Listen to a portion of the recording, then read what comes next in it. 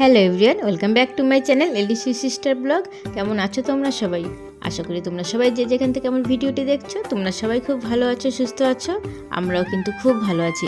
আর একটি নতুন ভিডিও নিয়ে চলে এসেছি তোমাদের কাছে। আশা করি ভিডিওটি তোমাদের ভালো লাগবে। যদি ভালো লেগে থাকে তাহলে প্লিজ চ্যানেলটিকে সাবস্ক্রাইব করে নিও আর বেল আইকনটিকে অবশ্যই প্রেস করে দিও, যাতে পরবর্তী ভিডিও ছাড়লে নোটিফিকেশনে তোমাদের কাছে পৌঁছে যায়। বন্ধুরা, ভিডিওটা ভালো লাগলে অবশ্যই লাইক কমেন্ট করে দিও। আর তোমাদের একটা লাইক আর একটা কমেন্ট কিন্তু আমার ভিডিও বানানোর উৎসাহটাকে অনেকটা বাড়িয়ে দেয়। তো প্লিজ একটা লাইক কমেন্ট অবশ্যই করবে। আর যদি নতুন বন্ধু হয়ে থাকো তাহলে প্লিজ চ্যানেলটিকে অবশ্যই সাবস্ক্রাইব করে নিয়ে আমার সঙ্গে থাকবে। দেখো, সকালবেলা ছিল, ছাদে চলে এসেছি কিন্তু গাছগুলোতে জল দেবো।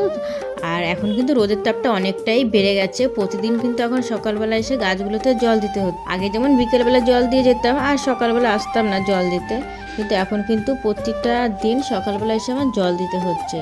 আর এই ছোটো ছোটো লঙ্কা গাছগুলোতে কিন্তু অনেকটা ফুল চলে এসছে। জানি না এত ছোটো লঙ্কা গাছে ফুল তো এসেছে, কিন্তু লঙ্কা হবে কিনা, কিন্তু দেখতে কিন্তু বেশ ভালোই লাগছে। তো দেখা যাক লঙ্কাগুলো হয় কিনা। আর এদিকে দেখো পাতিলেবু গাছটা, তো গাছটাতে কিন্তু অনেক ফুল ফুটেছে, ছোট্ট ছোট্ট কিন্তু লেবু এসে গেছে। তো এবার মনে হচ্ছে লেবুটা হবে। আগের বারে সব ফুলগুলো ঝরে গেছিলো, নষ্ট হয়ে গেছিলো। আর দেখো সজনে গাছেও কিন্তু অনেকগুলো সজনে হয়েছে, দূরের গাছটা দেখা যাচ্ছে। তো এখন কিন্তু অনেকটাই কচি, এখনও খাওয়া যাবে না, আর কিছুদিন পর থেকে কিন্তু খাওয়া যাবে। আর এই আম গাছে দেখো মুকুলগুলো কিন্তু তখন অনেকটা ছোট ছিল, সবে তখন মুকুল ধরছিল। আর এখন কিন্তু পুরো গাছ পুরো একদম মুকুলে ভরে গেছে, দেখতে কিন্তু খুব সুন্দর লাগছে। আর প্রচুর মৌমাছি আসছে, জানো তো এখানে না বেশিক্ষণ দাঁড়ানো যায় না কিন্তু মৌমাছির জন্য। আমের মুকুলটার দিকে তাকালে কিন্তু বুঝতে পারবে যে ছোট্ট ছোট্ট কিন্তু আম বেরোচ্ছে। তো এখান থেকে কিন্তু হয়তো একটা কি দুটো আম থাকতেও পারে, প্রচুর কিন্তু ঝরে যায়। যেটা হয় শেষ সপ্তাহে থাকে না অতটা, অনেকটা পরিমাণে কিন্তু ঝরে পড়ে। আর এটা কিন্তু মৌসুম্বি লেবু গাছ, তো অনেকগুলোই মৌসুম্বি হয়েছে ছোট ছোট। এখান থেকেও কিন্তু অনেকটা ঝরবে, কিছুটা থাকবে। তো দেখো ছাদ থেকে কিন্তু আমি ঘরে চলে এসেছি। আর কিছুটা বাসি গাছ ছিল, সেগুলো কিন্তু আমার কমপ্লিট হয়ে গেছে। আর দুধটাকে কিন্তু প্রথমেই গরম বসিয়ে দিয়েছি, কেননা ঘুম থেকে ওঠার পর বেশিটা সময় আমি না খেয়ে থাকতে পারি না।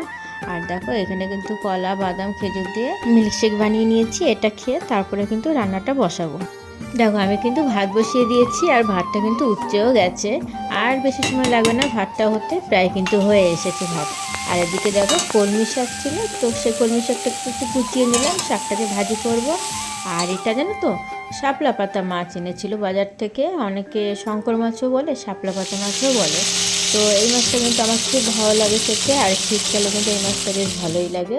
আর এই মাছটা রান্না করার জন্য দেখো কিছুটা আলু টমেটো পেঁয়াজ কুচিয়ে নিয়েছিলাম, আর আদা রসুন লঙ্কা জিরা এগুলো কিন্তু একটা পেস্ট বানিয়ে নিয়েছিলাম। আর মাছটা কিন্তু আমার ভাজা হয়ে গেছে। আর এই মাছটা জানো তো মাংসের মতন করে রান্না করলে খুবই ভালো লাগে।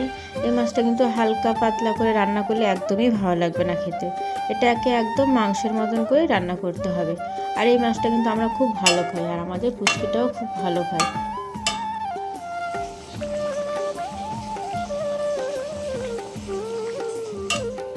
আর জানো তো আজকে না আমার একটা জায়গায় যাওয়ার কথা ছিল, সেই কারণেই একটু রান্নাবান্নাটা তাড়াতাড়ি করে নিলাম।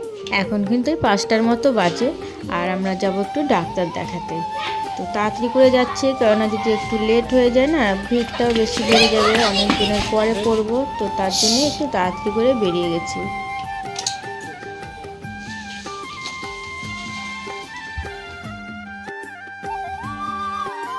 জানো তো বাইকটাকে নিয়ে আসতে পারলাম না এই অবধি, ওই সাইডে আমরা গ্যারেজ করে চলে এসেছি, একটু অসুবিধার জন্য বাইকটাকে আনতে পারলাম না।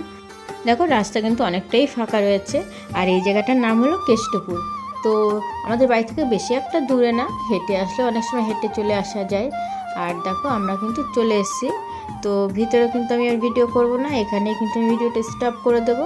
ডাক্তার দেখিয়ে বেরিয়ে তারপরে তোমাদের সাথে আবার কিন্তু কথা বলবো। আর দেখো আমার কিন্তু ডাক্তার দেখানো হয়ে গেছে, তো বেরিয়ে গেছি। এখন কিন্তু 8:30 মতো বাজে। শোনা তুমি কি করছো? বিনস কুচাচ্ছি। কারণ আজকে আমরা চাউমিন বানিয়ে খাবো বলে দিচ্ছি, কারণ মিমি সবসময় চাউমিন বানায় বিনস কুচায়। বাঁধাকপি কুচিয়ে দিলাম আর এই বিনস কুচাচ্ছি। আস্তে, হাতে লেগে না যায়। এটাকে ছেড়ে দাও ছেড়ে দাও ছেড়ে দাও। শেফ।